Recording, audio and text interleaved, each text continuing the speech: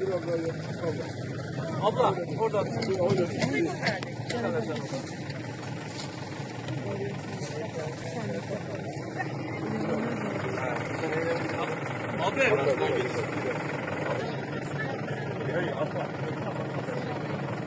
Abi. Tamam yanlış gönderdim. Gir. Ama oradan bak. Oradan bak. Çek.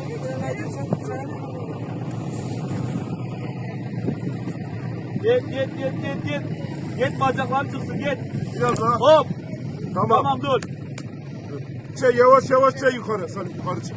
Hele buradan destek ver bize. Hadi öyle. Yok. Tamam bırak biraz dinlensin. Bırak karışmayın. Bırak hayvanı şimdi karışmayın.